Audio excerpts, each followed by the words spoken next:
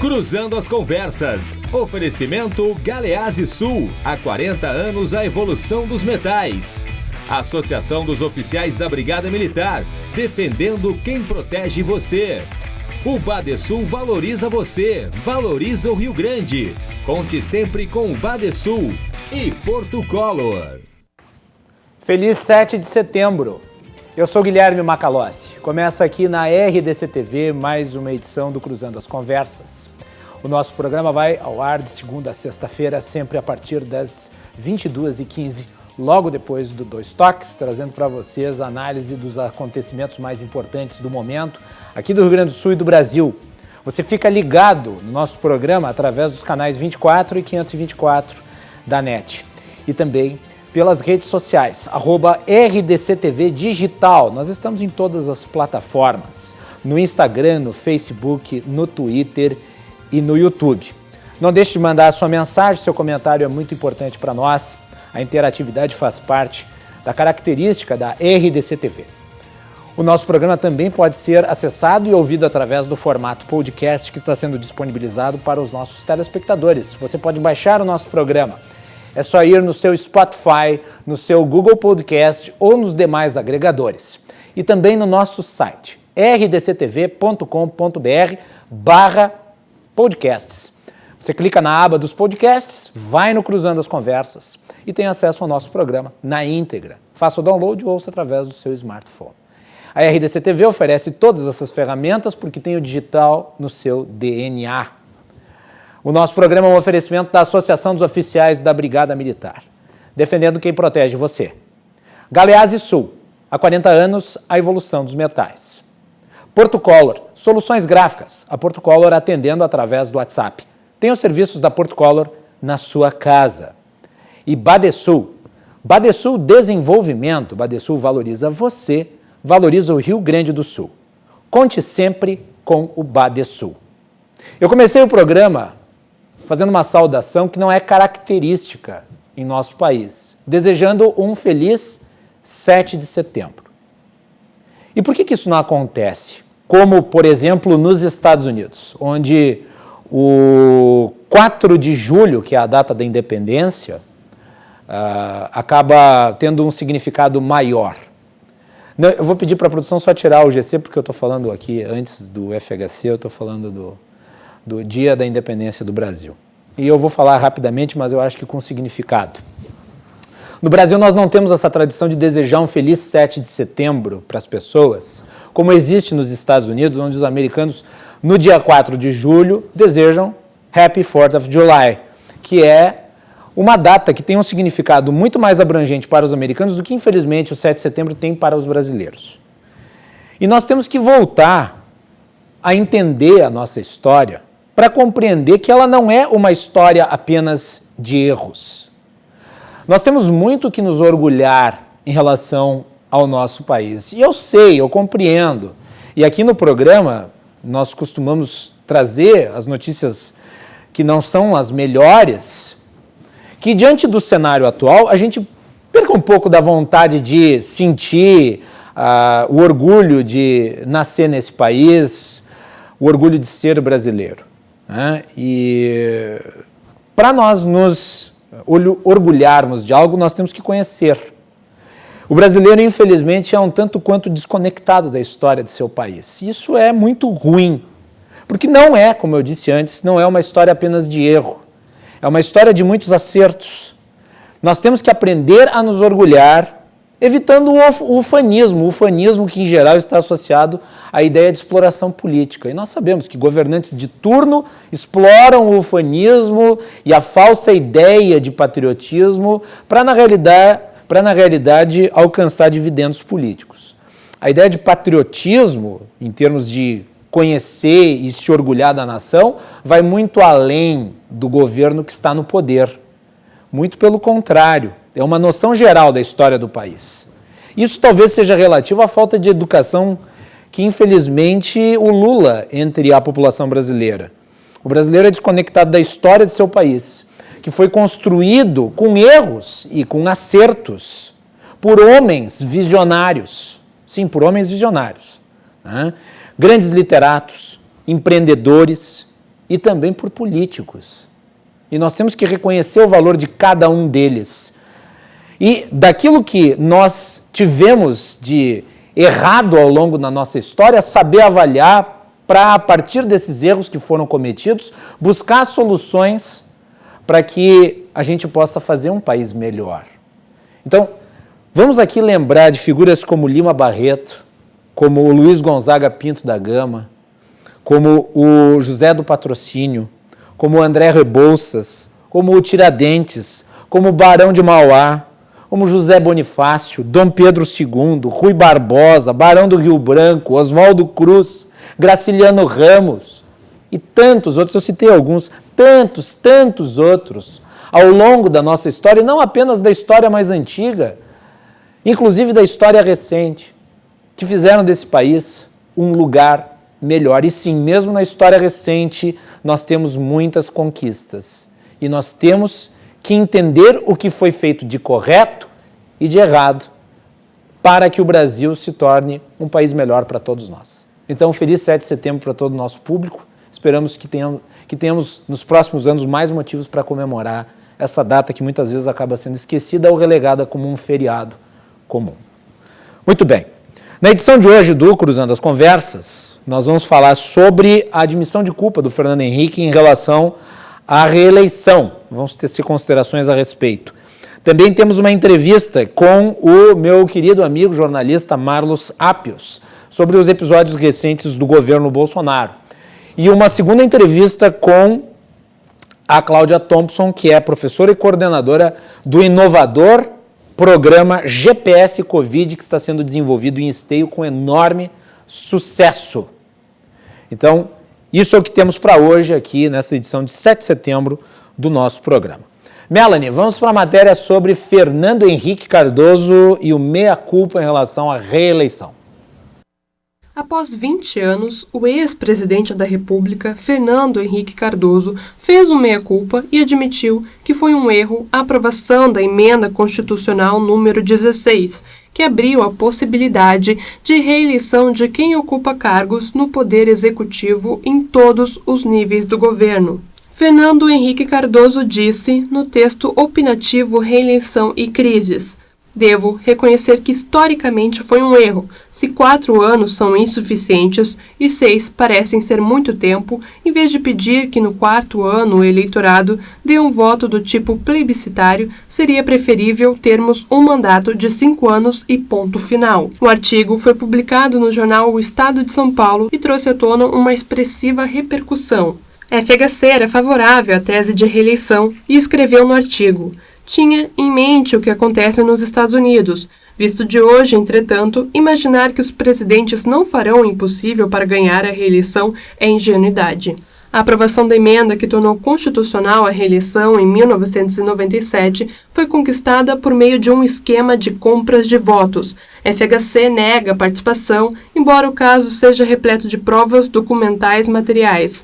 Uma parte dos deputados chegou a ser comprada com dinheiro vivo. FHC foi o primeiro presidente reeleito da história do país. Bom, eu acho que esse meia-culpa do Fernando Henrique Cardoso é importante.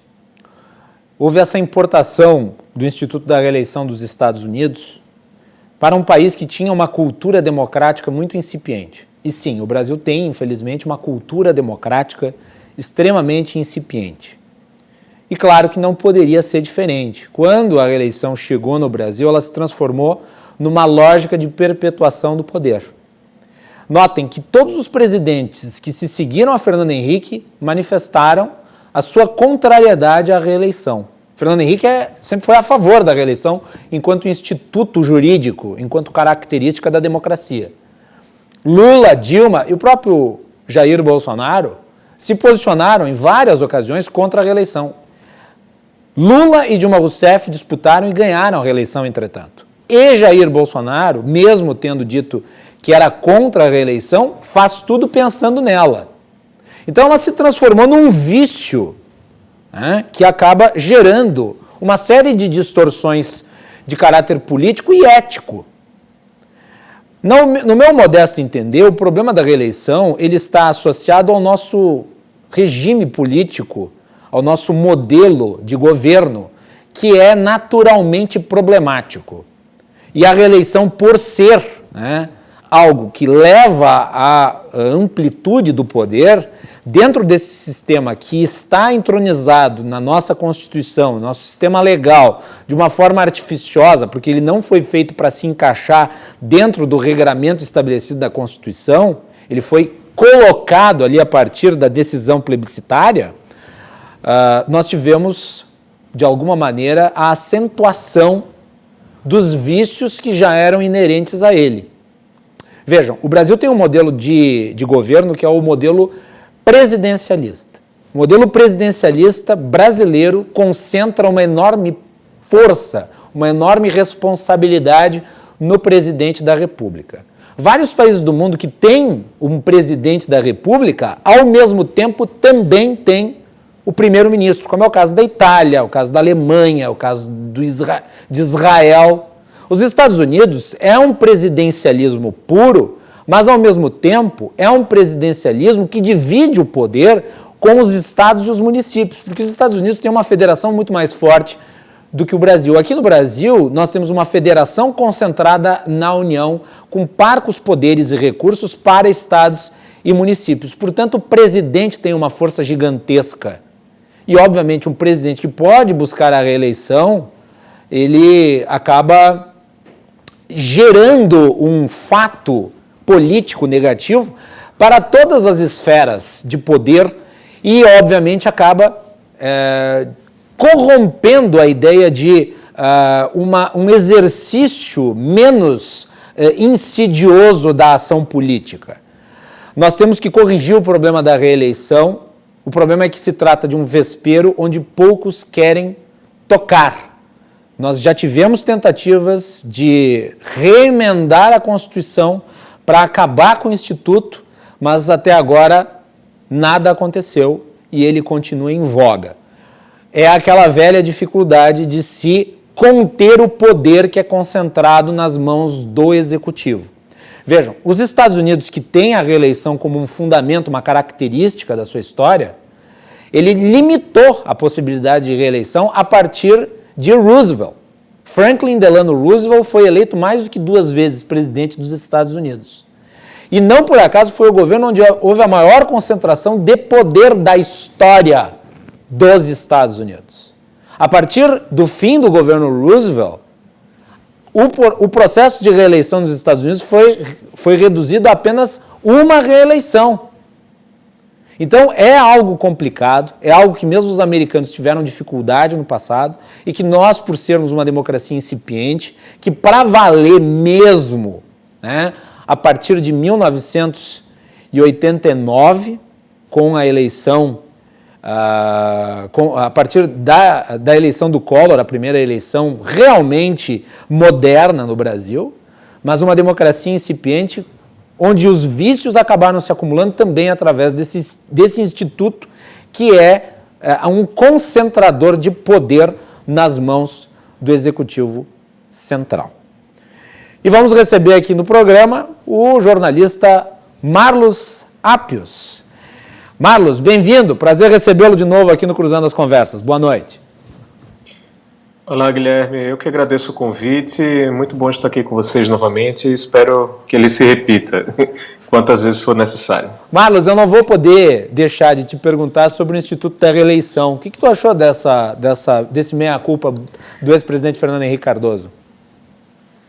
Olha, eu acho que antes tarde do que nunca, assim, a reeleição no Brasil virou uma coisa meio como o anel ali do Senhor dos Anéis, né? Aquela coisa, quem coloca o poder na mão não quer tirar da mão por nada no mundo, então a gente está agora numa situação em que um presidente se elegeu tendo o fim da reeleição como uma plataforma, dentro do seu programa, enfim, eleitoral, e ele, primeiras semanas de governo, ele já abriu mão dessa plataforma, já começou a dizer, não, tem que ganhar alguma coisa em troca, tem que aprovar uma reforma, alguma coisa do tipo.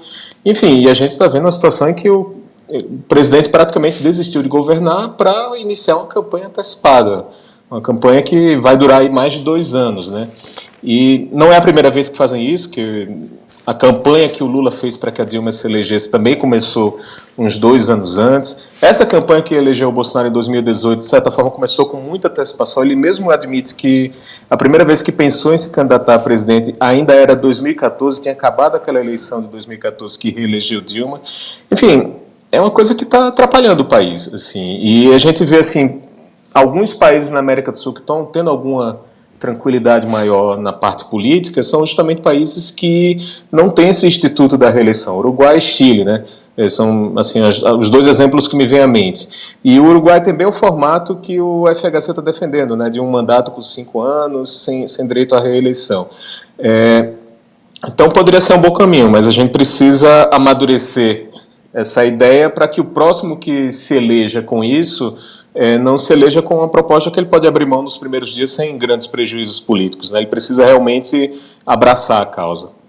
Eu acho que é importante destacar só mais o seguinte em relação à questão da reeleição, né? O Fernando Henrique, quando propôs a emenda da reeleição, ele se auto-beneficiou. Quer dizer, já havia uma imoralidade incipiente ali, que era de ele propor a reeleição para que ele desfrutasse dela. Se ele tivesse proposto para que o próximo presidente desfrutasse dela, bom, seria algo a se relevar, mas não é o caso. E também nós tivemos, ainda que não concretizada, a tentativa de uma segunda reeleição. Nós sabemos todos que o Lula militou por essa ideia, apesar de não encontrar o espaço adequado para isso. E daí, então, visto que não conseguiria alcançar o apoio político para aprovar uma emenda de segunda reeleição, aí, então, foi para realmente o processo de escolha de uma sucessora, no caso a Dilma Rousseff. Em outros países da América Latina, como tu bem destacaste, a não ser o Uruguai e o Chile, que têm uma certa estabilidade, nós vemos aí os processos de reeleição continuados que geraram instabilidade, como é o caso da Venezuela, o caso da Bolívia. Tentou-se fazer algo na Colômbia, inclusive com o Álvaro Uribe. Né? A reeleição na América Latina é uma triste história de autoritarismo, né, Marlos? E é difícil para a democracia, né? Porque a gente tem...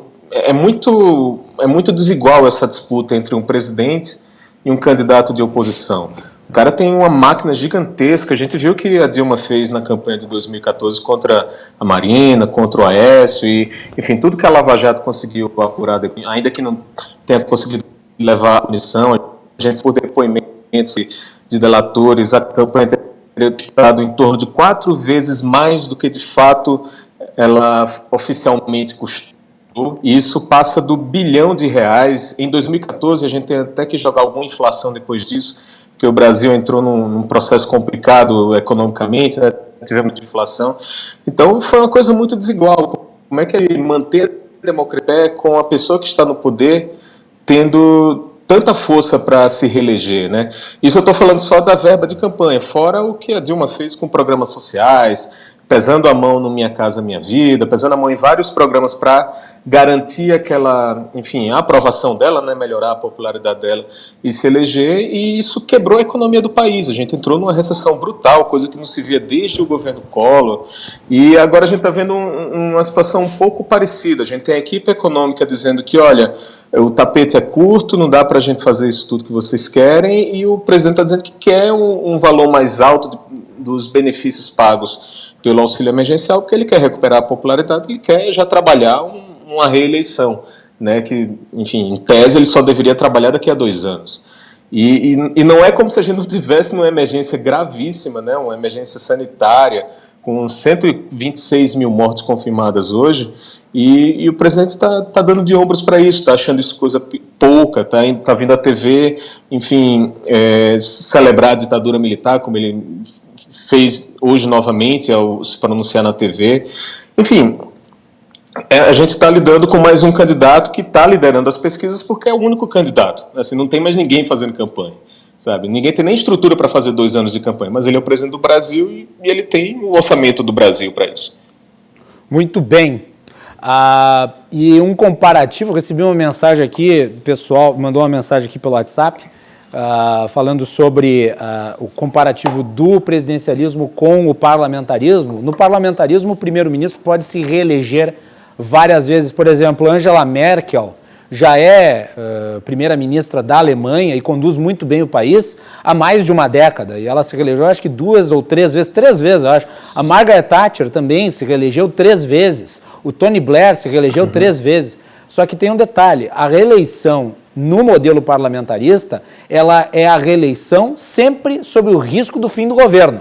Quer dizer, você tem o governo até o momento em que você não tem mais o governo. Isso se dá a qualquer tempo. Então, é muito diferente esse modelo parlamentarista, que é o modelo que resolve a instabilidade com maior facilidade, do modelo presidencialista, que é um modelo onde você tem um eleito para um mandato específico, independente de ele ter maioria ou não dentro da Casa Legislativa, não é, Marcos? Isso, eu imagino que se o Brasil fosse uma democracia parlamentarista, com todas essas crises que o Bolsonaro rendeu no início desse ano, até mesmo no ano passado, em alguns momentos, ele rapidamente teria perdido o mandato. Sim. Porque, enfim, é um processo até simples reduzir o mandato de um primeiro-ministro problemático. Né? E até por isso eles tentam errar menos, né? E aí conseguem se perpetuar mais no poder. O Bolsonaro fez gestos, tomou atitudes extremamente arriscadas, porque ele sabe que para se derrubar um presidente no Brasil é um processo complicadíssimo. A Dilma, com toda a dificuldade que a gente teve com ela, com todos os problemas, foi um processo que começou em novembro de 2014, com os primeiros protestos, e foi se concluir em agosto de 2016, né, quando finalmente a coisa bateu o martelo lá no Senado e disseram, ok, Dilma não volta mais. Ou seja, dá quase 2 anos aí, um país não pode ficar 2 anos num processo desse, é complicadíssimo, né? E, enfim, no regime parlamentarista isso se resolve, obviamente não quer dizer que é um regime perfeito, mas ele se resolve de uma forma muito mais simples, assim, é muito mais natural até, é normal que nas crises o comando seja trocado. E a gente no presidencialismo transforma isso numa anormalidade, uma anomalia que tá todo mundo tentando evitar. Enquanto isso, a gente vai ter que digerir o cara até ele concluir o mandato, porque finda sendo uma situação mais simples do que no meio de uma pandemia fazer com que todo o Congresso pare para, enfim, avaliar o presidente, quando tem coisas muito mais urgentes a serem feitas. Muito bem. E eu tinha que falar sobre esse assunto porque o artigo do Fernando Henrique repercutiu muito desde a sua publicação, e eu quero sempre ressaltar que Fernando Henrique é, acima de erros e de acertos, um democrata, uma figura que tem que ser respeitada. Existe essa acusação de compra da reeleição, mas não existe nenhuma prova do envolvimento do governo nesse processo. Existem alusões esparsas, nada industrial, como se viu durante o governo petista, e aqui eu não estou passando pano, isso é apenas a constatação dos fatos. Contra Fernando Henrique não existe absolutamente nada, e ele sempre primou a sua conduta pelo respeito à divergência. E eu acho que isso é o que mais falta no Brasil de hoje. Na realidade, no Brasil dos últimos 20 anos, o que mais falta é o respeito à divergência que foi sendo construída durante um processo muito tumultuado, se consolidou no governo Fernando Henrique, mas rapidamente se perdeu. Bem, isso é assunto para outro programa. Nós tivemos aí recentemente um episódio complexo do ponto de vista da liberdade de expressão. A Rede Globo ia exibir material relativo ao processo do Flávio Bolsonaro. Flávio Bolsonaro que está sendo acusado aí por uma série de desvios, é o caso Fabrício Queiroz, o escândalo das rachadinhas. E o material da Globo acabou sendo vetado através de uma decisão judicial. A Melanie fez um resumo para nós. Vai lá, Melanie.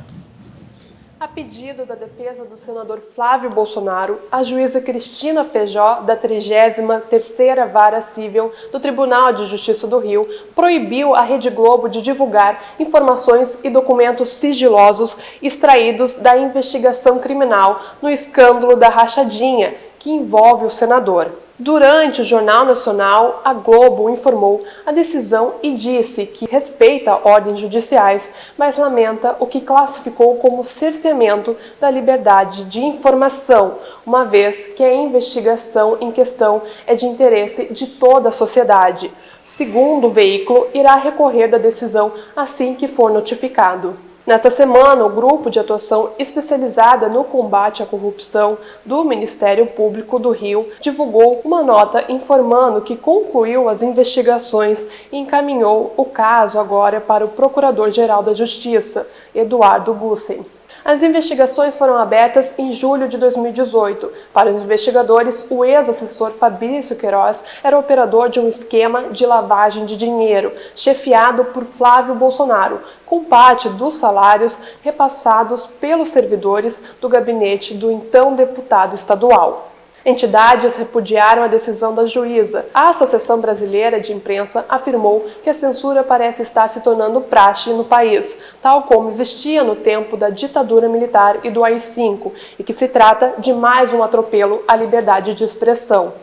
Segundo a ABI, é urgente que o Supremo Tribunal Federal restabeleça o império da lei. A Associação Nacional de Jornais, a ANJ, declarou que qualquer tipo de censura é terminantemente vedada pela Constituição e, além de atentar contra a liberdade de imprensa, cerceia o direito de sociedade de ser livremente informada e que isso é ainda mais grave quando se trata de informações de evidente interesse público.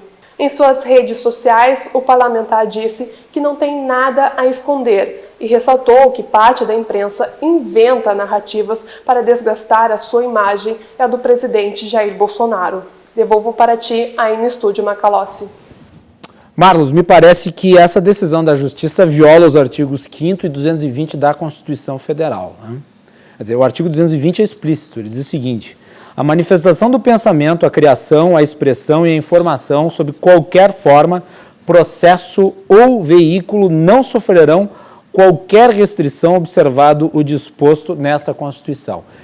E detalhe, por mais que o material estivesse sob sigilo da Justiça, o fato é que a imprensa não tem compromisso com informação sigilosa. A imprensa tem o dever de informar. Quem tem o compromisso com a informação sigilosa são os órgãos de Estado. Portanto, que a Justiça, os órgãos oficiais que não deveriam vazar a informação, façam análise interna para descobrir quem vazou, porque daí se constitui num crime, mas não é um crime a divulgação dessa informação por parte da imprensa, uma vez ela obtida.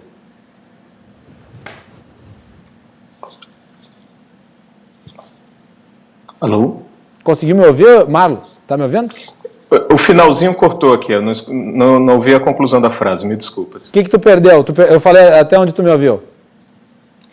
Você falou o projeto da lei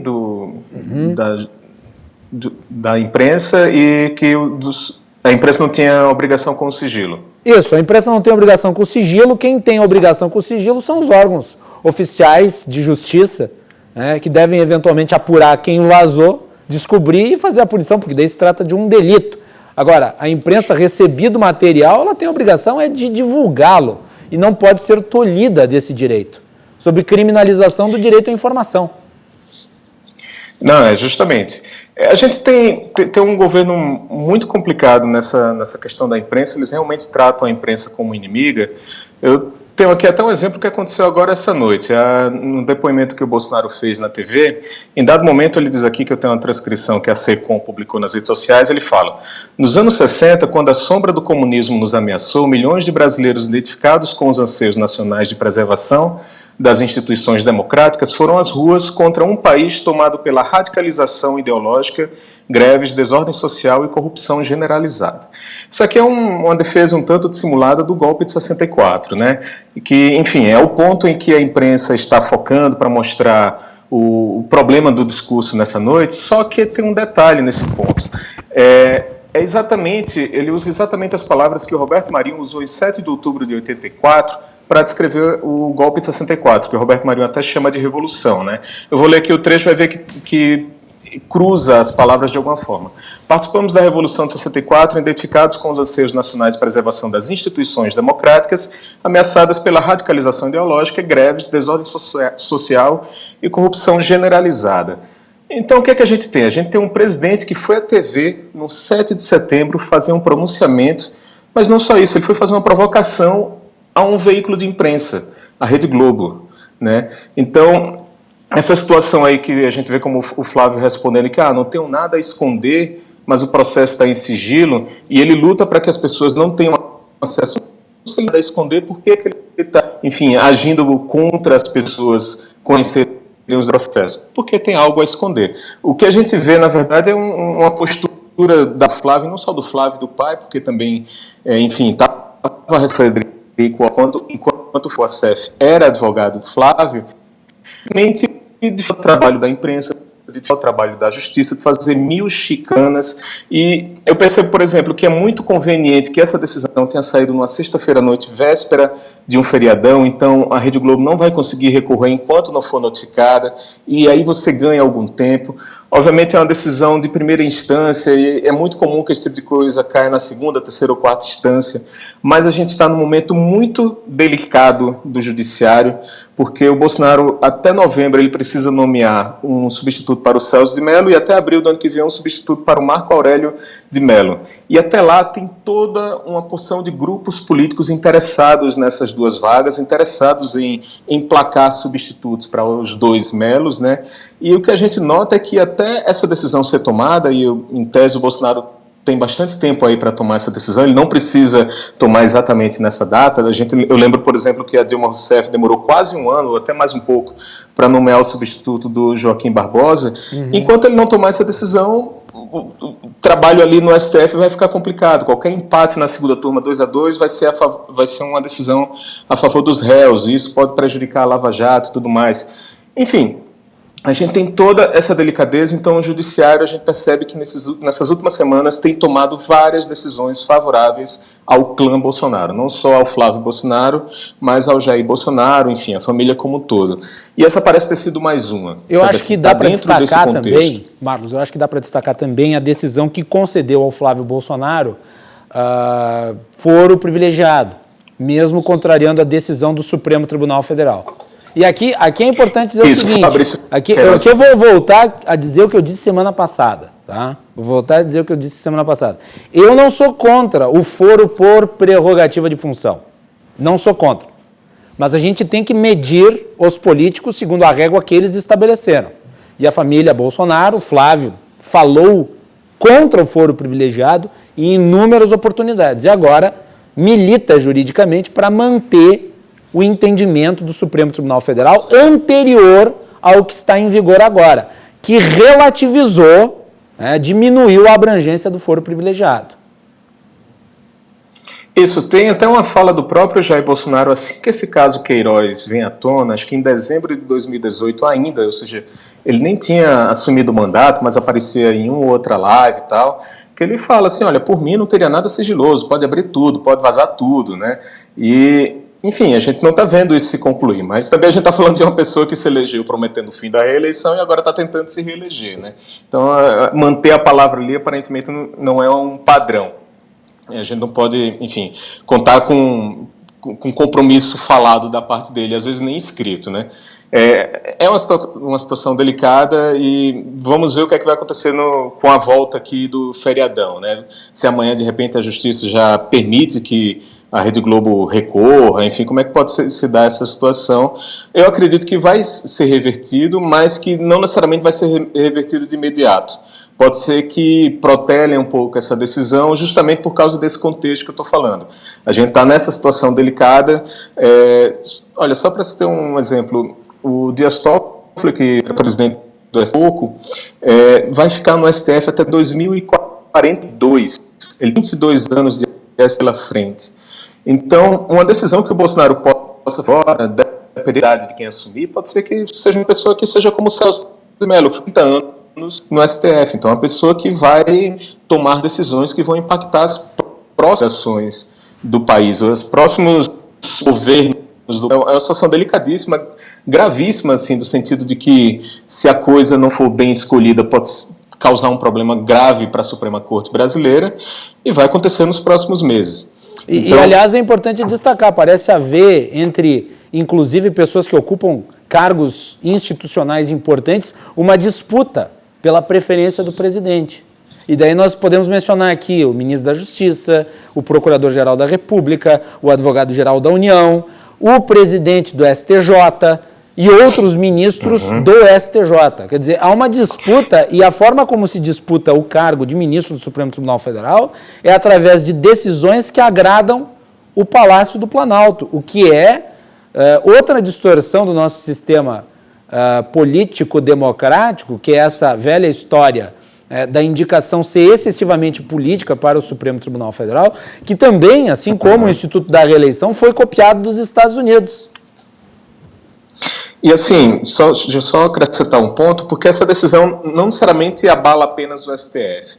Se por acaso ele escolhe para o STF alguém do STJ, ele ganha uma vaga do STJ para indicar alguém. Se ele, por acaso, escolhe algum ministro dele, ele já falou muitas vezes no Terrivelmente Evangélico, que hoje é o ministro da Justiça, ele ganha uma vaga no Ministério da Justiça. Então, ele tem muita margem de negociação. Assim, ele pode juntar assim, todo um amplo grupo de políticos de intenções distintas e dizer, ok, para você vai isso aqui, para você vai essa outra vaga, enfim, pode fazer toda uma negociação nesse campo e sair, enfim, enfileirando decisões que vão ser sempre benéficas a ele, e até lá vai todo mundo meio que tentar paparicá-lo para que, enfim, participe dessa decisão. E eu lembro, por exemplo, daquele alerta que o Gilmar Mendes deu há alguns meses sobre as Forças Armadas estão sendo partícipes de um genocídio indígena, alguma coisa do tipo, e muita gente viu aquilo como uma atitude deslocada do Gilmar Mendes, mas outras pessoas perceberam, olha, ele está dando uma de quem avisa amigo é, então ele pode estar aí se aproximando do Bolsonaro para dizer, olha, por esse caminho aqui eu posso, de repente, te ajudar nesse problema, mas ali na frente eu quero que você me ajude nesse outro problema. Então, enfim, a justiça, quando chega nas últimas instâncias, ela, como você falou, ela é essencialmente política. A nossa Suprema Corte é inteiramente escolhida por políticos. Um presidente escolhe, os 81 senadores referendam. Então, ela é política, não tem como ela ser técnica dentro desse desenho, né? Obviamente, teria se a gente tivesse políticos perfeitamente comprometidos com a questão técnica, né, com o perfil técnico dos escolhidos. Mas não é o que a gente tem políticos comprometidos com a política. Então, a gente naturalmente vai ter uma Suprema Corte que vai ser legados de gestões anteriores. O Celso de Mello é um legado do governo Sarney, o Marco Aurélio é do governo Collor, enfim, governos que estavam aí dos anos 80 e ainda impactam a nossa história. E o governo Bolsonaro vai querer impactar a história no futuro, sabe? Porque ele sabe que os problemas dele, mesmo que ele não se reeleja, não acabam no momento que ele perde uma eleição. Ele cometeu várias coisas nessa gestão que vão custar caro a ele no futuro, no Brasil e até fora do Brasil.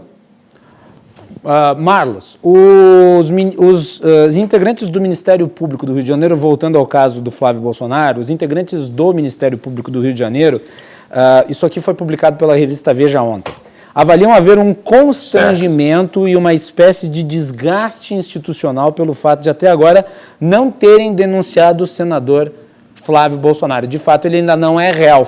O Fabrício Queiroz é réu, o Flávio Bolsonaro não é réu. A que tu acha que se deve o fato de o Flávio Bolsonaro não ser réu no caso que o envolve? Assim, o caso dele tem sido usado também pelas forças políticas em Brasília para domar um pouco o Bolsonaro, sabe? Até eu chamava na época do acordaço, o grande acordo com o Supremo com tudo, que o Romero Jucá queria ainda no governo Temer, e ele se concretizou agora.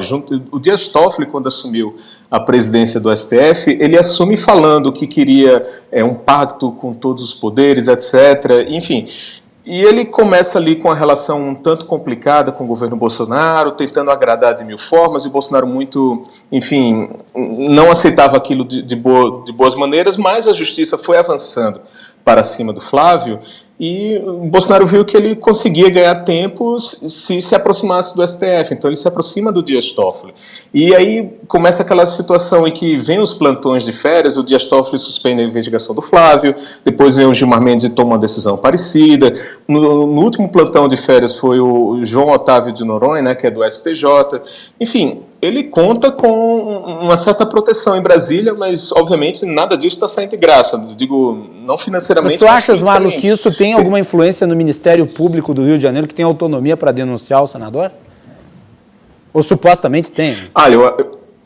Eu acho que tem, porque a gente, por exemplo, tem depoimentos do Gustavo Bebiani, agora do Paulo Marinho, dizendo que a investigação que atingiu o Fabrício Queiroz teria sido brecada, a palavra brecada é usada pelo Gustavo Bebiano pouco antes de morrer, e teria sido brecada ainda durante a eleição, no segundo turno, né? Tem aquela história de que alguém da Polícia Federal vazou aquela informação para o Flávio Bolsonaro, enfim, tem uma cariação marcada, o Flávio já disse que não vai aparecer, mas isso tudo, enfim, envolve todas as esferas do Poder Judiciário.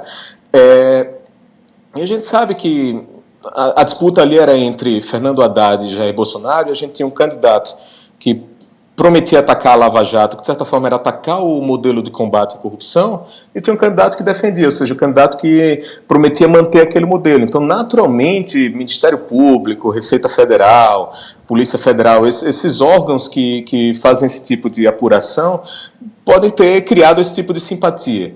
Então, eu também tenho outra questão. Eles precisam fazer muito cálculo, porque qualquer coisa que atinja o presidente da República, se tiver ocorrido antes do início do mandato, essa coisa pode ser interrompida e só ser retomada ao fim do mandato. Então, tem que se também considerar isso aí, que se de repente essa investigação está atingindo o presidente da República, pode ser que eles pensem, não, se a gente soltar isso agora, o trabalho vai parar, a gente pode deixar isso mais adiante e soltar agora só o Fabrício Queiroz, a gente pode apenas cercar as pessoas que estão próximas ao Bolsonaro, então se aproximar da Michelle Bolsonaro e evitar o nome do Jair Bolsonaro. Enfim, é um cálculo político que toda investigação faz, sabe? Por mais que a gente queira que a investigação seja meramente técnica, e com certeza estão fazendo nesse caso também, porque esbarra muito no presidente da República. E esbarrando no presidente da República, vai para o plenário da Câmara, e a gente já viu uma situação parecida dessa com Michel Temer, né, que, não sei se foi a Raquel Dodge ou o Rodrigo Janot ofereceram denúncias, quando chegou na Câmara, a Câmara falou, não vai investigar agora, deixa o cara concluir o mandato, e aí sim vocês caminham com isso. E aí, sim, caminhou depois, né, mas ninguém iria gostar de ver essa investigação parada por pelo menos 2 anos, talvez até 6, ou sabe lá quanto tempo mais. Marlos, uma última pergunta sobre esse caso. O presidente tem demonstrado uma irritação frequente quando questionado sobre a sua esposa e o valor de 89 mil que foi depositado pelo Fabrício Queiroz na conta dela. Tu tem alguma ideia de resposta que possa ser formulada para essa questão polêmica? Olha, porque se é o mesmo caso. Resposta decente... É o mesmo caso. Fabrício Queiroz, lembrando, era o chefe de gabinete do Flávio Bolsonaro, mas ele operacionalizava um esquema que aparentemente era muito mais amplo do que isso. Isso, acho que vale destacar que não é só o gabinete do Bolsonaro, da família Bolsonaro, que fazia isso, né? Sim, existia um esquema geral na Assembleia Legislativa do Rio de Janeiro, né? Isso, inclusive prendeu vários deputados, né, e avançou sobre vários. A dificuldade tem sido o Flávio Bolsonaro, porque ele é filho de quem ele é filho. E outro ponto, né, os esquemas de rachadinha, eles são comuns na política brasileira. Com isso, não estou dizendo que eles são aceitáveis, é apenas um fato. Eles são comuns, infelizmente, na vida política brasileira e se realizam desde as câmaras de vereadores até o Parlamento Federal.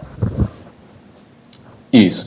Uma diferença que se pode dizer é do tipo, o que é que esse esquema de rachadinha faz? Em muitos casos ele apenas serve para, enfim, enriquecer a pessoa ou financiar uma campanha de reeleição, alguma coisa do tipo. Há a suspeita, por coisas que já vazaram em algumas reportagens, de que esse esquema de rachadinha, pelo menos do Flávio Bolsonaro, servia de alguma forma para financiar obras ilegais que milicianos do Rio de Janeiro faziam, enfim, na periferia do Rio de Janeiro. Inclusive, a gente teve o caso lá de Muzema, que estava ligado ao escritório do crime, que estava ligado ao Adriano da Nóbrega, que tinha a mãe e uma esposa oficialmente trabalhando no gabinete do Flávio Bolsonaro. Então, o cruzamento disso tudo é muito complexo, porque é como se a gente estivesse pegando verba pública para levantar prédios ilegais que, em alguns casos, já ocasionaram uma tragédia que matou 22 pessoas, né?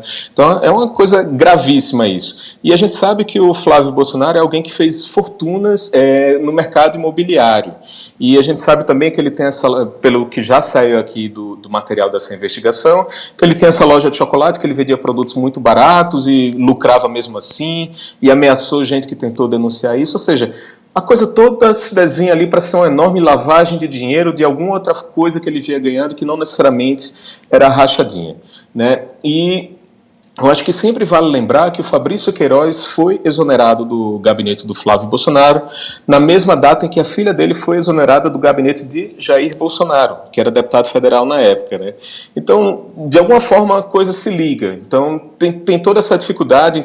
E aí, quando citam o nome da Michelle Bolsonaro como alguém que recebeu R$89 mil em vários depósitos que o Fabrício Queiroz estava fazendo, é uma coisa que começa a entrar na casa dele, não pega só o filho, já começa a pegar a esposa dele, alguém que está no quarto com ele, né? Então aí ele perde um pouco o rebolado, ele não consegue responder, ele xinga, ele tenta jogar o problema para cima da Globo, ele tenta desviar de alguma forma, ou seja, ele está encurralado ali, ele sabe que está cercado pela justiça e que tem que ser muito habilidoso para, enfim, isso não virar um problema maior para ele. Muito bem. Marlos, antes de nós irmos para o encerramento, tem mais um assunto. Tu publicou hoje no teu site, o Jornalismo Arte, uma longa análise sobre a questão da perseguição a adversários por parte do governo. O título do texto é Como Jair Bolsonaro persegue adversários, parte 1, as duas ABINs. Tu ainda vais publicar a segunda parte. E eu gostaria que tu falasse um pouco a respeito, porque eu li vários comentários a respeito desse seu texto, que tu divulgaste não faz muito nas tuas próprias redes sociais, e tu sempre tem uma boa repercussão em relação aos conjuntos analíticos que tu publicas. Eu queria que tu falasse rapidamente sobre isso, porque existem uma série aí de pontos que são importantes, como o caso da atuação, inclusive, do ministro da Justiça, André Mendonça, que criou até um dossiê, foi criado um dossiê dentro do Ministério da Justiça para investigar opositores. Fala um pouquinho para nós sobre esse teu texto. Isso, especificamente sobre o André Mendonça, eu pretendo falar nas partes 2 ou 3, ainda estou calculando, devo começar a mergulhar nisso a partir da manhã. A ABIN Paralela, ela vira notícia, se não me engano, em 17 de fevereiro de 2019. O Lauro Jardim, numa coluna que ele tem no Globo, que fala sobre ela. Só que na nota que ele publica, ele fala que a ideia foi vetada e atribui o veto, se não me engano, ao general Heleno, né, que é o Gabinete de Segurança Institucional. Com o tempo, a gente descobriria que, na verdade, esse veto ele não veio do general Heleno, mas veio do Gustavo Bebiano, que já morreu, e veio do Carlos Alberto dos Santos Cruz, que foi demitido em junho, julho do ano passado. Uma coisa que é muito interessante é que o Gustavo Bebiano ele é demitido um dia após a notícia da ABIN Paralela. Eu não acredito que isso foi mera coincidência, já que ele teria sido o cara que vetou aquela ideia, né? E, de repente, a ideia vira notícia. Enfim, meses depois, quando Carlos Alberto dos Santos Cruz é demitido, ele é demitido, primeiro apareceu um print screen falso de uma conversa dele no WhatsApp e deu mais um mês e ele foi demitido. Então a gente já tem informações de matérias mais recentes que saíram na Veja e no Estadão que confirmam que a demissão do Carlos Alberto dos Santos Cruz veio de um dossiê que a ABIN Paralela produziu, ou seja, ela não foi vetada, ela realmente estava em uso, preparou esse dossiê contra o Carlos Alberto Santos Cruz, que tinha uma prova de que ele estava criticando o Bolsonaro numa roda de amigos militares, etc., e aí o Bolsonaro aproveitou ali para demiti-lo. E no momento que ele demite o Carlos Alberto Santos Cruz, algumas ideias que o Carlos Bolsonaro queria caminhar, finalmente começam a caminhar. E a ABIN mesmo passa para o Alexandre Ramagem, que era o cara que estava envolvido na criação da ABIN Paralela. Enfim, a coisa vai caminhando. E a gente sabe, por exemplo, que toda essa operação placebo que avançou contra o Wilson Witzel e que gerou o afastamento dele no Rio de Janeiro, nasceu de um dossiê que antes passou pela mão do Jair Bolsonaro e foi através de um aliado, enfim, conforme confirmam matérias da revista Cruzoé e etc., foi entregue à PGR, ao Augusto Aras. E o Augusto Aras é um cara que, inclusive, o próprio Jair Bolsonaro já ofereceu a ele uma terceira eventual vaga no STF. Então, percebe-se que está tudo um pouco ligado, né? Assim, o pessoal vai fazendo aqueles favores e vão ganhando favores, vai rolando esse tipo de troca.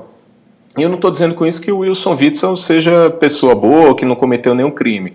Ele, enfim, o material que se tem contra ele aparentemente é realmente grave. Sim. E, enfim, é uma situação que merece ser investigada, é uma situação que demanda preocupação para o povo fluminense, Mas é muito preocupante que no Brasil a gente tem um presidente da República com uma agência clandestina de espionagem dentro da estrutura do Palácio do Planalto, avançando contra adversários políticos através dela. Seja esse adversário político alguém de fora do governo ou mesmo alguém de dentro do governo, né? E não são só esses casos, eu apenas trouxe aqui os casos mais emblemáticos. A gente teve episódios também em que caiu o presidente do Correios, enfim. Tem várias situações dessas. O próprio Bolsonaro diz, eu recebi aqui um áudio contra a Joyce Hasselmann, e dá um tempo depois esse áudio aparece na imprensa. Enfim, ele tem avançado contra os adversários políticos, tem usado a estrutura do governo para isso. A BIM paralela é uma das estruturas, eu ainda devo escrever sobre as outras, a Polícia Federal, sabe? A própria PGR tem sido uma mãe para o Bolsonaro, ao ponto de ele... Poxa, a PGR é a única estrutura que pode investigar o presidente da República, e ele se sente grato ao ponto de oferecer uma vaga do Supremo ao Procurador-Geral da República. Essa não é uma situação normal. Não é um país normal, num país normal isso não aconteceria. E isso tem acontecido no Brasil. Então a gente tem que ficar atento, tem que resumir, tem que apurar o que tem de informação sobre isso e tem que apresentar as pessoas para falar, olha, é isso que está acontecendo, isso é grave. A gente não pode olhar para isso como se fosse uma coisa natural. Marlos, última pergunta. Tu acreditas que a Lava Jato hoje ela está enfraquecida e corre risco? Como é que tu viu a saída do Deltan Dallagnol do comando dela? Olha, eu fiquei com uma sensação bem pessoal, tá? Não tenho nenhuma informação que prove isso. É que o Dallagnol meio que saiu para evitar uma punição no conselho lá do Ministério Público. Não sei se isso veio por um acordo, não sei se isso veio de uma iniciativa própria dele. Ele fala que realmente a filha dele estaria com problema de saúde, ele quer cuidar da filha, mas é uma jogada que eu, na situação dele, talvez eu fizesse, assim, meio que para serenar os ânimos. Se ele tem alguém que pode assumir a operação e que ele confia, e ele ali no olho do furacão estava sendo derrotado por todo esse assédio das forças lá de Brasília. Pois é, eu tomaria essa decisão também na situação dele, sabe? Não sei se ele fez um acordo, olha, eu tomo essa decisão e vocês me deixam em paz, porque depois ele findou tendo o caso dele lá votado a favor dele, até o Lula reclamou e tudo, mas a gente já tem também aqui o Gilmar Mendes, de novo, tentando retomar o caso dele a tempo, enfim, de não prescrever. Eu acho que a Lava Jato ela não é perfeita, ela tem alguns problemas, assim, acho até que já deveria está numa situação em que ela estaria concluindo os trabalhos e ela não está concluindo ainda os trabalhos, a coisa ainda tem muito a ser feito. Eu acho que politicamente essa estratégia de se prolongar não é boa, porque vai vir o desgaste naturalmente. A Lava Jato se inspirou muito na Mãos Limpas na Itália. A Mãos Limpas acho que durou 2 anos, a Lava Jato já vai com 6 anos. Então, qualquer político sabe que quando ele está muito em evidência por muito tempo, ele se desgasta. Né? E a Lava Jato, como um fator político da nossa política, iria sofrer também esse desgaste. Então, seria importante que eles conseguissem antecipar a conclusão do trabalho, de alguma forma. Nem que fosse, enfim, iniciando uma segunda operação com a mesma equipe, com outro nome, sabe, alguma coisa do tipo. Enfim, eu acho que a Lava Jato tem todos esses problemas, mas avançam de uma forma que eu não acho bacana, sabe, assim, porque principalmente eles não estão meramente contendo a Lava Jato, eles estão contendo o combate à corrupção no país. A gente tem uma denúncia aí que a própria Lava Jato fez, que dentro do Ministério Público diziam, olha, somos a favor dentro da PGR, somos a favor do arquivamento de qualquer denúncia dessa. Isso não é uma postura de quem quer conter a Lava Jato, isso é uma postura de quem quer conter o combate à corrupção, sabe? E o Brasil não resolveu ainda a sua corrupção. A gente ainda tem muita corrupção, vide o caso Witzel que está sendo investigado, mas a gente também não pode viver uma situação em que só os inimigos do poder são investigados. A gente tem que viver uma situação em que todo mundo se sinta fiscalizado e todo mundo evite errar para não passar por uma situação dessa. Mas, infelizmente, a gente está indo para aquela situação em que aos amigos do poder tudo, aos inimigos a lei, né? Então, a gente tem que ter cuidado com isso e, enfim, vamos passar os próximos anos debatendo essa situação e debatendo a forma de sair desse buraco que a gente se meteu. Marlos, meu querido amigo, colega, é sempre um prazer ouvi-lo. O Marlos Appius, um dos jornalistas mais bem informados do Brasil. Hoje ele é editor, jornalista do Jornalismo Arte, que é jornalismo.arte. Vocês podem acessar na web a qualquer tempo. também já foi integrante do time do site O Antagonista. Marlos, te deixo rapidamente com a última palavra. Muito obrigado pela participação aqui hoje no Cruzando. Eu que agradeço mais esse convite, conta comigo quantas vezes precisar e, enfim, até a próxima. É isso aí, nós vamos fazer um intervalo e nós voltamos na sequência aqui com o Cruzando as Conversas. Nós vamos falar com a Cláudia Thompson, que é a coordenadora de um programa inovador que eu acho que tem que ser muito divulgado. Já foi tratado hoje à tarde aqui no portal RDC, do meu colega Cláudio Andrade, o programa GPS Covid. É uma iniciativa ali na Prefeitura de Esteio. E a Cláudia Thompson, minha amiga, é a coordenadora. Ela vai falar conosco sobre as fases que já se desenrolaram desse projeto e a 9ª fase que começa amanhã. Daqui a pouco, depois do intervalo.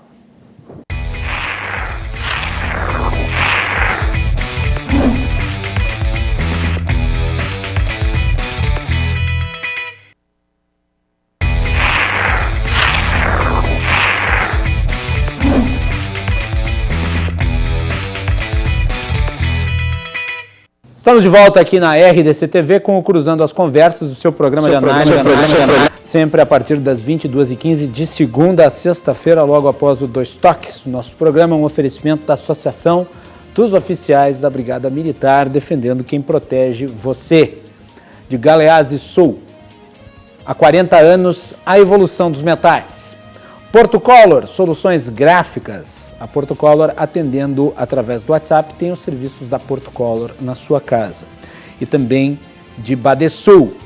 Badesul valoriza o Rio Grande, está ao lado dos gaúchos em todos os momentos, principalmente nos mais difíceis. E o Badesul está sempre ajudando no desenvolvimento do nosso estado, com investimento, inovação e muito trabalho. Com esse propósito, o Badesul contribui para o crescimento do Rio Grande do Sul. E junto com você, luta para superar todos os desafios. É pensando nisso e no desenvolvimento que o Badesul oferece oportunidades de financiamento para produtores rurais, municípios e empresas dos mais diversos tamanhos e setores. A gente valoriza você, valoriza o nosso estado. Badesul, Governo do Rio Grande do Sul, novas façanhas. E eu já quero antecipar aqui, antes de nós entrarmos na nossa próxima pauta, que na sexta-feira nós teremos uma entrevista especial com o Felipe Salto. O Felipe Salto é o diretor executivo do IFE, que é o Instituto Fiscal Independente, um organismo de assessoramento do Senado Federal, um dos mais importantes do Brasil.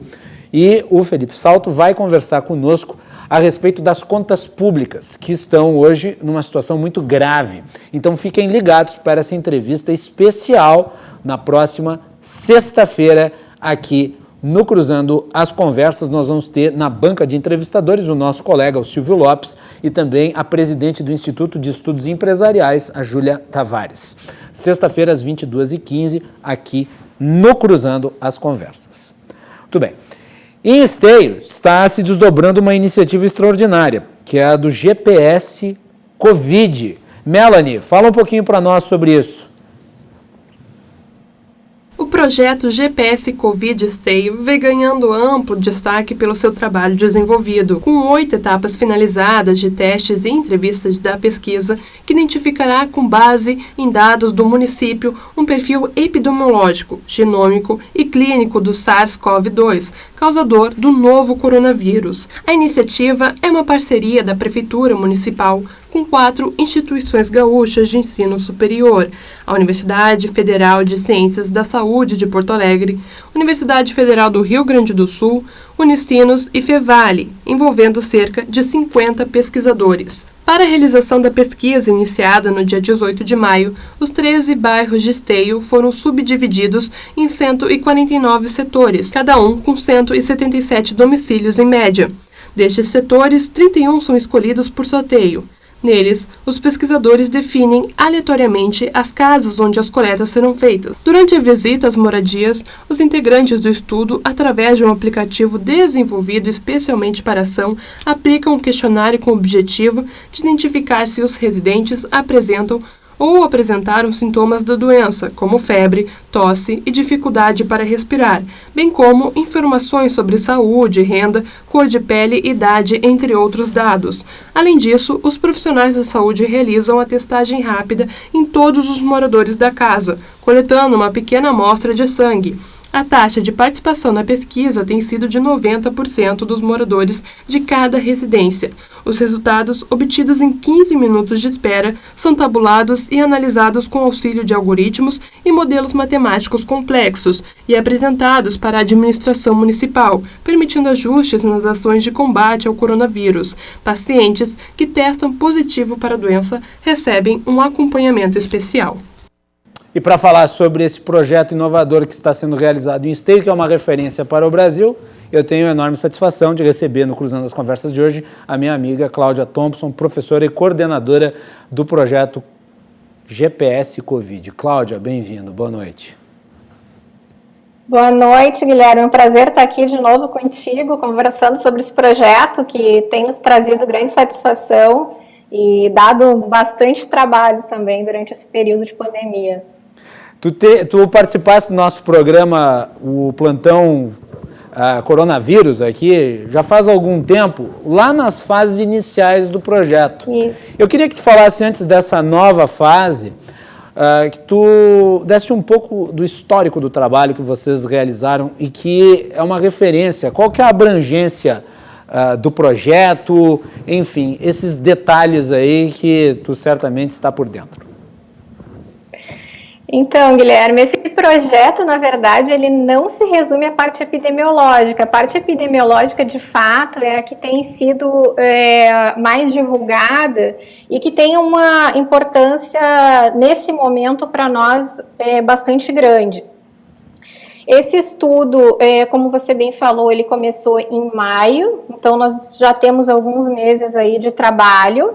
Ele é dividido em 4 fases principais, algumas delas acontecendo concomitantemente. Então a gente tem a que a gente chama a parte epidemiológica, que é justamente o levantamento dessas informações de positivos na cidade, com essa divisão de bairros, como a Melanie muito bem colocou, a fim de que possamos calcular o que a gente chama de prevalência, né, que seria a proporção de casos positivos na população por num determinado período de tempo, que é o que a gente vem realizando nessas 8 fases, e também alguns cálculos, por exemplo, como de subnotificação e etc.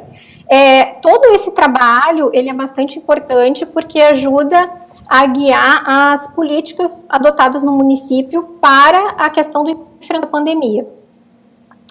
Um outro aspecto importante do projeto, e que a gente vai iniciar agora, no mês de setembro, é a parte genômica, que nós chamamos de genômica molecular, ou seja, o que nós pretendemos é estabelecer o sequenciamento do material genético viral de algumas amostras de pacientes positivos. Então, a gente, uma vez identificado o paciente positivo, a gente faz uma coleta do material, a gente extrai esse material viral e depois a gente pretende realizar a identificação desse conteúdo genético desse vírus, né?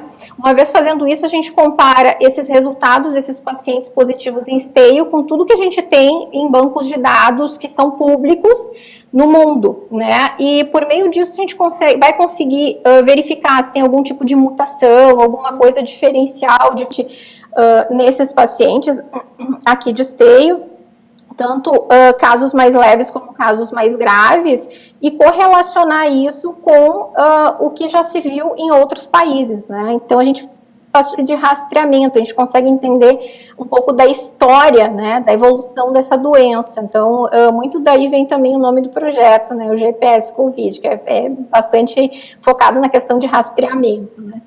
E uma outra questão também importante... Aliás, né, Cláudia, a questão do rastreio, ele tem sido pouquíssimo explorado no debate público sobre a questão da Covid, e tem uma importância que é fundamental. A testagem é importante, mas o rastreio também, porque com o rastreio você entende, né, para onde a pessoa que foi exposta à doença se locomoveu e, portanto, você pode acertar com maior facilidade onde ela eventualmente se espalhou. A Coreia do Sul é talvez a Coreia do Sul é talvez o exemplo mais latente da importância do rastreio como política pública. Infelizmente, no Brasil, Eu não conheço muitos exemplos, além do de esteio, que tenham se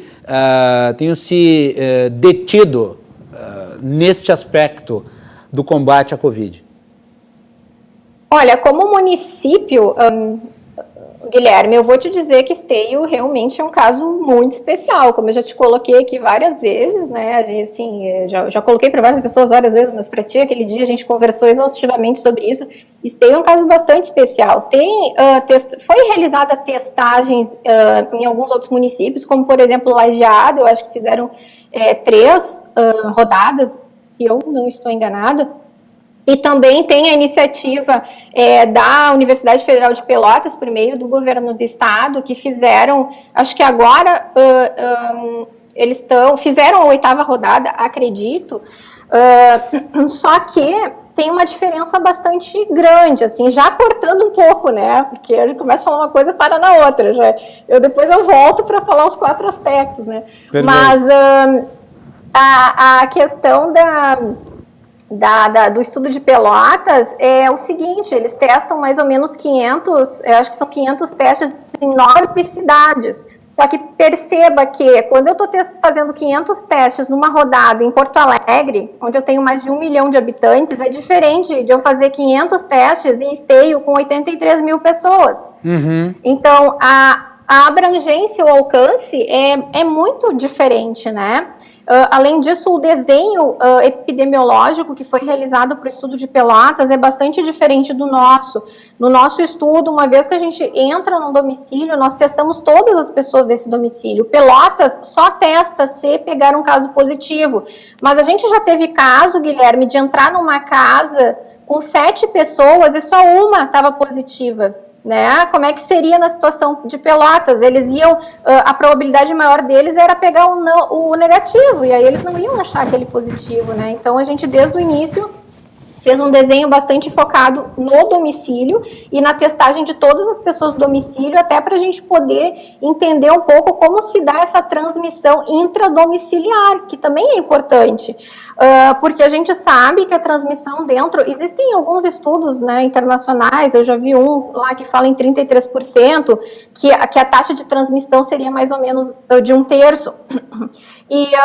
Então são questões importantes. Outra coisa bastante importante é que a gente testa todos, né, a gente testa inclusive bebês, crianças, né, assim, de 1 ano, 2 anos, e isso também é importante. O que não existe na imensa maioria dos casos aqui no Brasil, teste em criança, em bebê.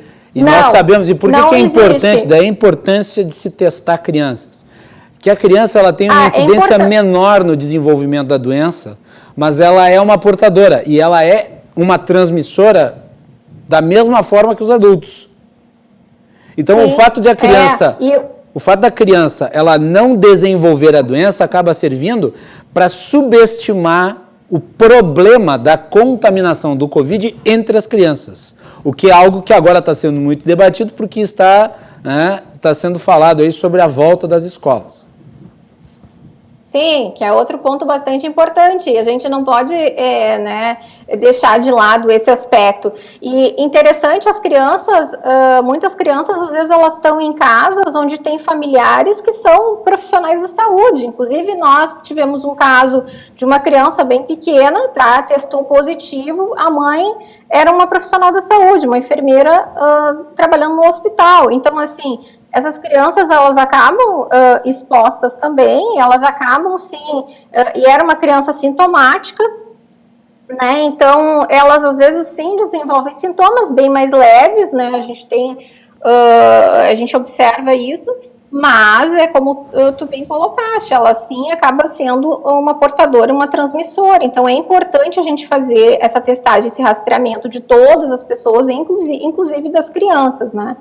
Então, esses são alguns aspectos, assim, só para te colocar, que são diferenciais no trabalho que a gente está desenvolvendo para alguns trabalhos que têm sido feitos. Mas, de fato, com a abrangência que o estudo que a gente está realizando em Esteio tem, eu não conheço outro igual, como município, né? E Esteio é um caso também bastante interessante, porque fica aqui na região metropolitana, de Porto Alegre. É uma cidade que tem uma área territorial muito pequena, né, e uma densidade populacional alta. Então, serve muito também como cidade dormitório. Então, tem muitas pessoas, por exemplo, que trabalham em outras cidades, em Porto Alegre, Canoas, mas moram em Esteio. Então, tem uma grande circulação de pessoas. Acaba sendo um modelo de estudo interessante. E outra coisa é o fato de a gente estar realizando um número tão grande de testagens. A gente já realizou mais de 4.000 testes. A gente está indo agora para a 9ª rodada, e isso faz com que a proporção de pessoas testadas nessa cidade seja bastante grande, quando a gente vai comparar com o que está sendo feito, por exemplo, pelo estudo do governo do estado em uma cidade como Porto Alegre, né? Então, proporcionalmente, no estudo, a população de Porto Alegre está sendo muito menos testada do que nós estamos testando em Esteio. Então, isso acaba sendo um diferencial da pesquisa, né? E realmente, não conheço, assim, outro caso tal qual o que a gente tem ali, né, na questão do município. Mas sobre daqui a pouco nós vamos, a Melanie está preparando aqui os gráficos dos estudos que foram feitos em Esteio. Ótimo. Daqui a pouco nós já vamos colocar ele no ar. Eu queria te questionar em relação a essa fase 9 que começa agora. Ela vai ser ainda mais abrangente que as fases anteriores? Como é que ela vai se desdobrar, Cláudia?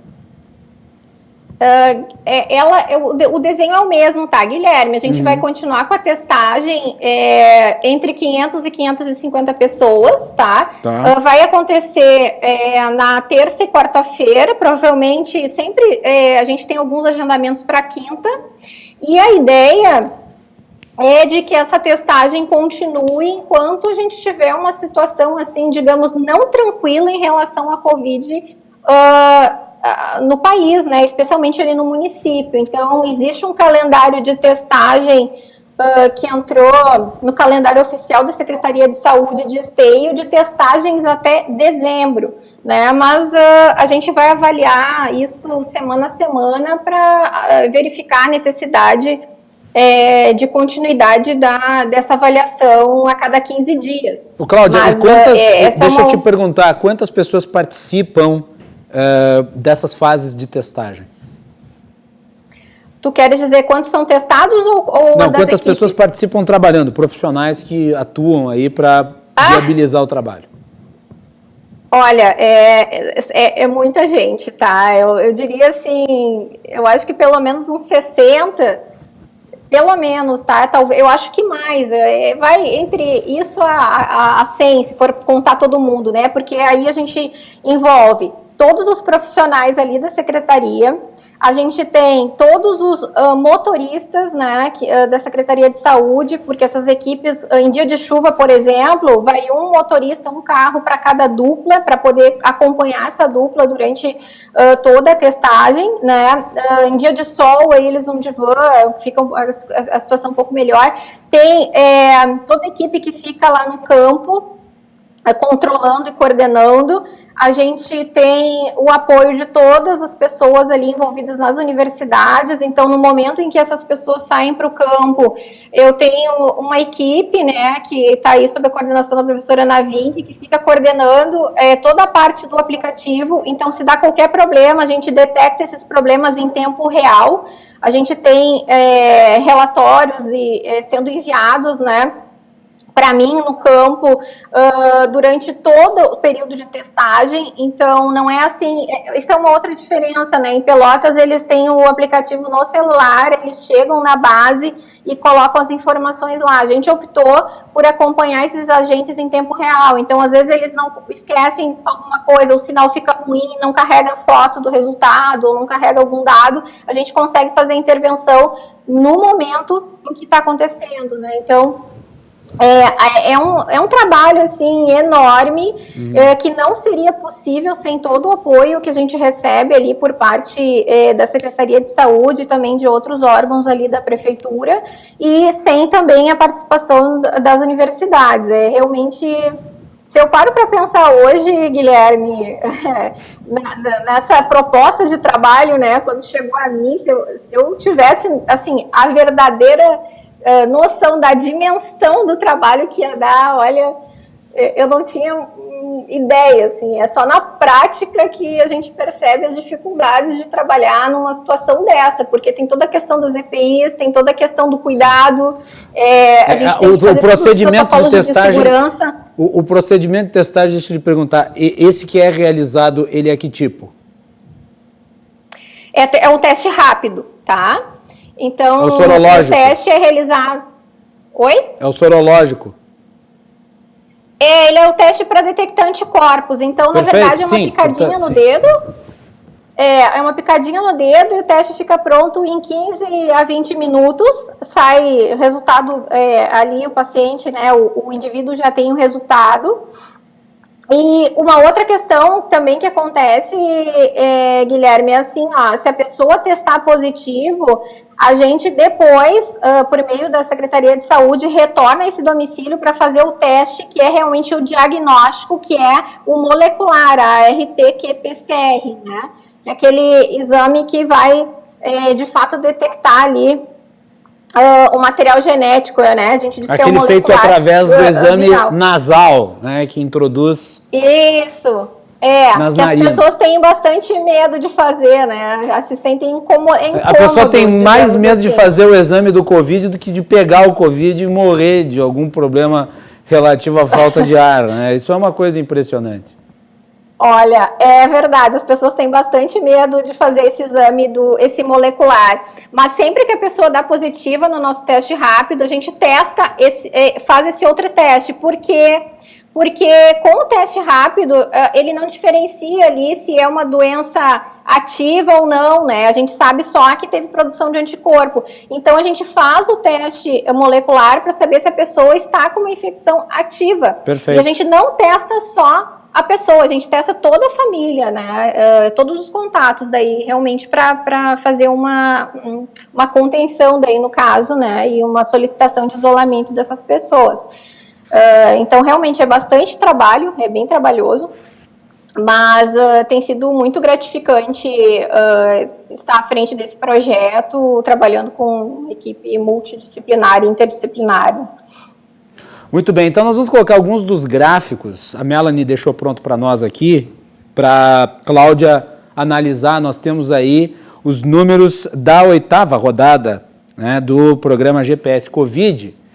Esse aí é relativo ao número, né, os testes rápidos, 494 testes negativados e 29 positivos. A 8ª rodada foi feita entre os dias 24 e 26 de agosto, né, Cláudia? Isso, exatamente. Então, todos esses 29 testes positivos que estão ali na tela, eles tiveram essa reanálise posterior, portanto, que tu mencionaste aqui, é isso? Sim, todos eles foram testados depois pelo teste molecular, mas não só eles, Guilherme, mas os seus contatos também, né? Esses resultados, eles demoram perfeito. Um pouco para chegar a nós. Me ouviu? Alô, Cláudio? Sim, estou escutando. Pode continuar. Eles demoram um pouquinho para chegar até nós, mas eles são feitos, e isso é muito importante, de fato, que a gente tenha, porque é o teste diagnóstico mesmo que é feito, é esse posterior. Ali, naquele momento, a gente só consegue realmente dizer, olha, você teve contato com o vírus, né, e é isso, a gente não sabe se está ativo ou não. Claro que a gente vê também as questões clínicas, Guilherme, de sintomatologia e tudo mais, mas realmente a gente só vai conseguir ter uma definição sobre o quadro do paciente depois quando sair o resultado da RT-qPCR. Muito bem. Vamos para o número da prevalência. Melanie, próximo gráfico. Tá aí então a prevalência. Tá aí os números. Explica para nós um pouco esse gráfico, Cláudia. Para mim está com um pouquinho de atraso, mas eu vou vendo aqui. Tá, o que vocês estão vendo no gráfico da prevalência é o seguinte, de 1 a 8 tem a numeração das rodadas, tá? Perfeito. Então, eu coloquei para vocês qual foi a prevalência que nós estimamos para cada uma das rodadas. Se vocês observarem, vocês vão ver que na rodada 8 a gente tem uma estimativa agora de 5,7 5,4%, né? É importante ressaltar que existe um intervalo de confiança aí, Guilherme, certo? Então, certo. Assim, ó, para a rodada 8, ali do lado, tu vê que está entre 3,89 e 7,85, né? Mas o que é importante e interessante a gente observar esse aumento, o que já era esperado, na verdade, a gente já esperava que isso fosse acontecer, porque a gente tem observado um aumento do número de identificados positivos, né, para a doença. Para falar de uma maneira mais simples, isso seria, para essa rodada 8, a mesma coisa que a gente dizer que a gente tem um caso a cada 18 pessoas, né? Muito bem. Vamos para os números do próximo gráfico, que é relativo à subnotificação dessa rodada número 8. A subnotificação que é algo muito importante ser analisado, porque é o número de casos que não estavam notificados. Então está aí a subnotificação, os estimados 4.613, né, Cláudia?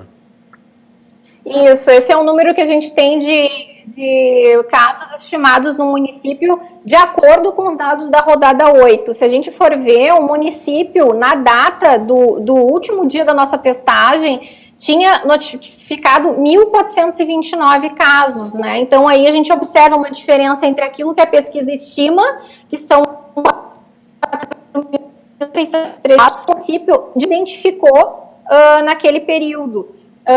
Vocês observam também a tendência que a gente tem observado nas diferentes rodadas. De novo, de 1 até 8, a gente verifica cada número a que se refere, cada coluna aqui é uma rodada, né, sempre tendo notificado e estimado. Então, a gente sempre tem uma estimativa que ela é maior do que o número de fato de pessoas que são identificadas com Covid.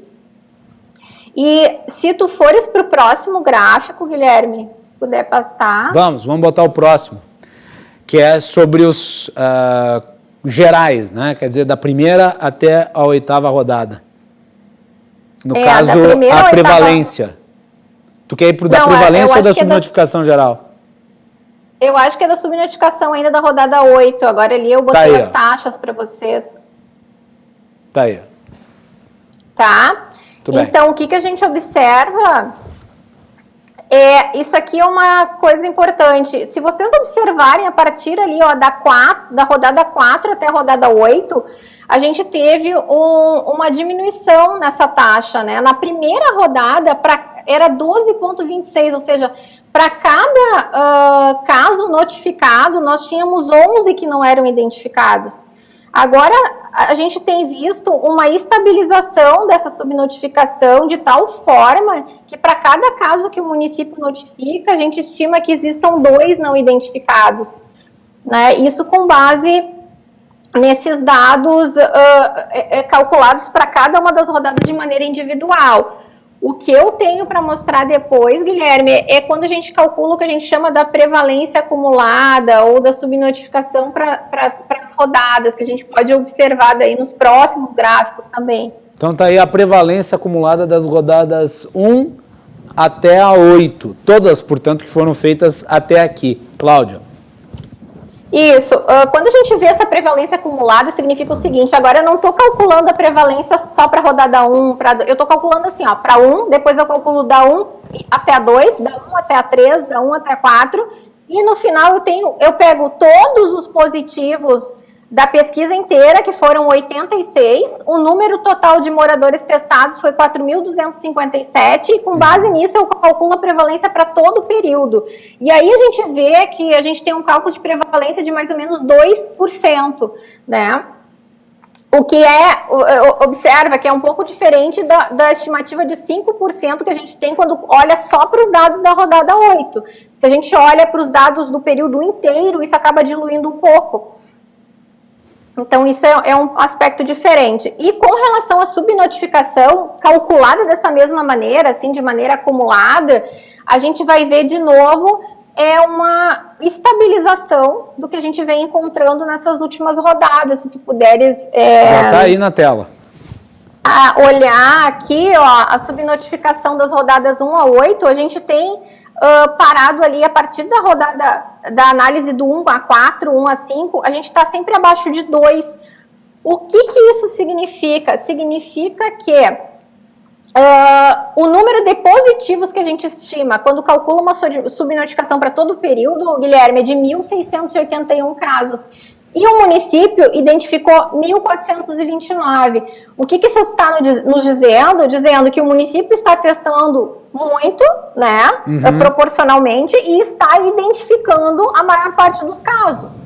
É isso que está dizendo, né? Então, diz que a política adotada de testagem em massa que Esteio vem fazendo tem conseguido identificar a maior parte desses casos. Então, é isso que a gente gostaria de ver durante toda a pesquisa, né? Essa estabilização na questão da subnotificação, que é o que vocês estão vendo aqui. Muito bem, minha querida Cláudia, olha, meus parabéns aí pelo trabalho. Eu acho que o exemplo que vocês estão dando através dessa iniciativa para o país inteiro é de que é possível, sim, fazer algo pormenorizado em relação ao coronavírus, e é uma pena que Esteio seja uma ilha de excelência nesse contexto brasileiro, e é exatamente por isso que nós damos publicidade a esse trabalho inovador que vem sendo executado e que te tem aí na coordenação. Te deixo com a última palavra. Guilherme, agradeço bastante o espaço. Eu acho que a gente como pesquisador na área da academia, a gente tem uma capacidade, a gente tem de indicar, né? A gente faz muita coisa, mas muito do que a gente faz às vezes não chega até o público. Então, espaços como esse são super importantes e te agradeço imensamente, né, por todo o apoio que tem dado desde o início. E é um trabalho realmente bastante gratificante pelo contato que a gente tem com as pessoas, o retorno que a gente tem das pessoas, da população em si. E eu acredito que todos que estão nesse projeto estão muito engajados e a gente espera poder contribuir da melhor forma possível, né? Muito bem. Ô, Cláudia, só mais uma dúvida, e eu acho que é importante a gente tratar disso. A cada fase vocês estimam em quanto custo para executar o trabalho? Vocês têm aí uma noção de quanto vem sendo desembolsado pelos apoiadores dessa iniciativa para poder mantê-la? É uma pergunta bastante importante. Eu vou te dizer o que a gente teve de investimento em 4 rodadas. Aí tu pode fazer mais ou menos uma extrapolação. Mas as 4 fases iniciais, elas tiveram um investimento de cerca de 400 mil por parte de Esteio, do município de Esteio. Mas isso conta também, Guilherme, com a questão do pessoal, né? Então, claro, a hora trabalho das pessoas envolvidas. Claro. Outra coisa, por exemplo, se a gente for falar da questão do sequenciamento genético, a gente teve uma doação. Isso é uma questão que eu esqueci de comentar da última vez, eu acho importante de comentar. A gente tem tido apoio também na iniciativa privada. Eu acho importante a gente ressaltar, claro, isso. Fundamental. Para reforçar.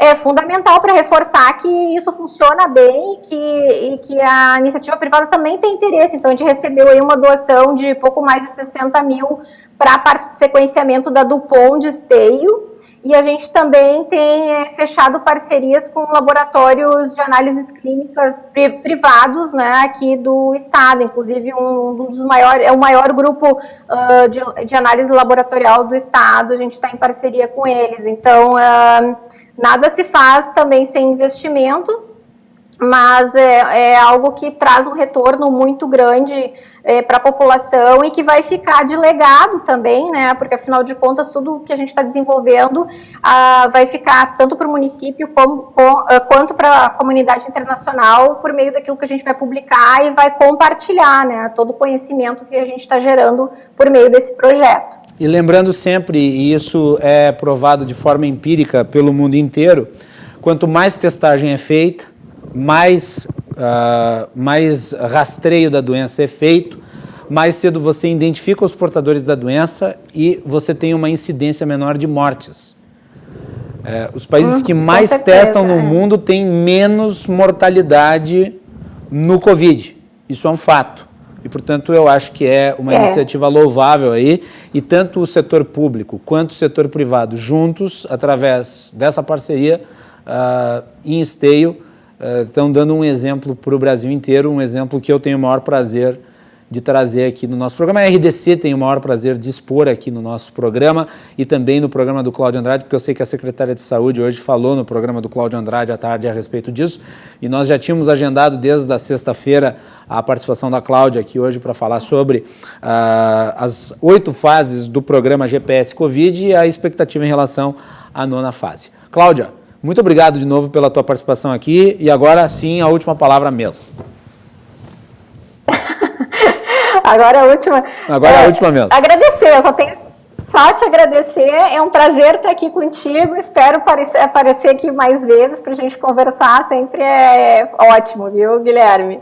Muito bem. Vamos fazer o seguinte: quando tu tiver consolidado o resultado da 9ª fase, tu faz mais uma participação aqui no nosso programa. Pode ser? Joia, combinado.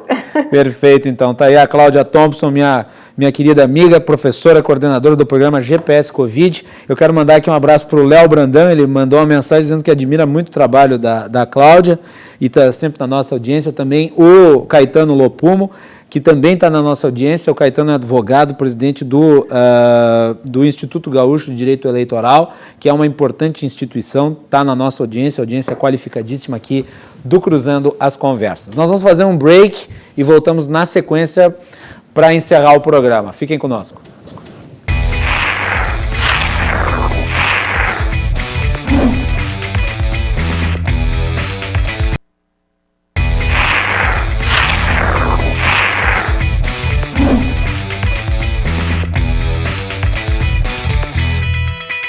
Cruzando as Conversas está de volta aqui na RDC TV. Você nos acompanha pelos canais 24 e 524 da Claro Net TV e também pelas redes sociais @RDCTV Digital. Quero mandar aqui um abraço para Estela Leves e também para Joelma Trovo Belmonte, que também mandaram mensagens aqui para o programa elogiando a iniciativa ali da Prefeitura de Esteio, que é liderada pela Cláudia Thompson e que falou aqui para nós os resultados das 8 rodadas do programa GPS Covid. Agora vai para a nova rodada, a 9ª rodada, e tão logo nós tenhamos os resultados da 9ª rodada, nós vamos divulgá-los aqui também no Cruzando as Conversas. Lembrando que no primeiro bloco nós também tivemos uma entrevista com um dos jornalistas mais bem informados do Brasil, que é o Marlos Appius. O Marlos falou sobre a questão do caso Flávio Bolsonaro e nós vamos disponibilizar na íntegra essas 2 entrevistas no YouTube para vocês acompanharem. Lembrando sempre que você pode assistir o nosso programa na íntegra, nas redes sociais e também através do formato de podcast, através do nosso site rdctv.com.br. Clique na aba Podcasts e acesse o Cruzando as Conversas. O nosso programa é um oferecimento da Associação dos Oficiais da Brigada Militar, defendendo quem protege você. Galeazzi Sul, há 40 anos, a evolução dos metais. Porto Color, soluções gráficas, a Porto Color atendendo através do WhatsApp. Tem os serviços da Porto Color na sua casa. E também Badesul Desenvolvimento. Badesul valoriza você, valoriza o Rio Grande. Conte sempre com o Badesul. Lembrando que na sexta-feira nós vamos ter uma entrevista especial com o Felipe Salto, que é um dos maiores entendedores de contas públicas do Brasil. O Felipe Salto é o diretor executivo do IFE, o Instituto Fiscal Independente, órgão de assessoramento do Senado Federal para a área das contas públicas. E nós vamos ter aqui na bancada de entrevistadores o meu colega Silvio Lopes e também a presidente do Instituto de Estudos Empresariais, a Júlia Tavares. Fiquem ligados, portanto, na entrevista especial do Cruzando as Conversas, essa sexta-feira, nesse momento em que se fala sobre déficit, teto fiscal e também sobre as reformas tributária e administrativa. Amanhã o nosso programa vai ser sobre a reforma tributária aqui no Rio Grande do Sul, o andamento dela na Assembleia Legislativa. Então, temas candentes da nossa sociedade, aqui do Rio Grande do Sul e do Brasil, você acompanha no nosso programa. Vamos para os gráficos do coronavírus. Aqui no Rio Grande do Sul nós temos o mapa das bandeiras, produção, vamos colocar no ar. Hoje saiu o mapa consolidado das bandeiras, as regiões aí que estão em bandeira vermelha. São 4, 5, 6, 7, 8 regiões em bandeira vermelha, depois do resultado consolidado. 143.942 casos confirmados, 488 municípios hoje com registro de casos de coronavírus, são 131.093 casos já recuperados 3.756 óbitos, 9.103 casos em acompanhamento. Vamos aos números para as cidades aqui do estado do Rio Grande do Sul, também temos. Porto Alegre, são 766 óbitos, 18.832 casos. Canoas, 209 óbitos, com 5.081 casos. Passo Fundo, 135 óbitos, 6.311 casos. Novo Hamburgo, 135 óbitos, 4.591 casos. E seguem os demais municípios aí com os seus respectivos óbitos e casos. Vamos aos números do Ibovespa. O Ibovespa hoje teve uma variação positiva de 0,52%. E vamos para os números do dólar. O dólar fechado em R$ 5,30. R$ 5,30. Aí a cotação do dia, então. E nós vamos ficando por aqui, agradecendo a todos pela audiência. Lembrando que amanhã, então, cruzando as conversas sobre a reforma tributária no Rio Grande do Sul, vamos receber parlamentares e especialistas para tratar dessa questão. Fiquem ligados às 22h15, depois do Dois Toques. Uma boa noite, bom início de semana e até mais.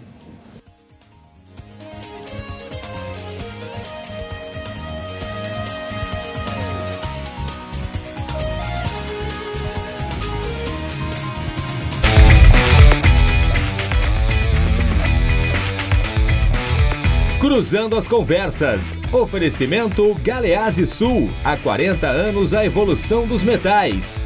Associação dos Oficiais da Brigada Militar. Defendendo quem protege você. O Badesul valoriza você. Valoriza o Rio Grande. Conte sempre com o Badesul. E Porto Color.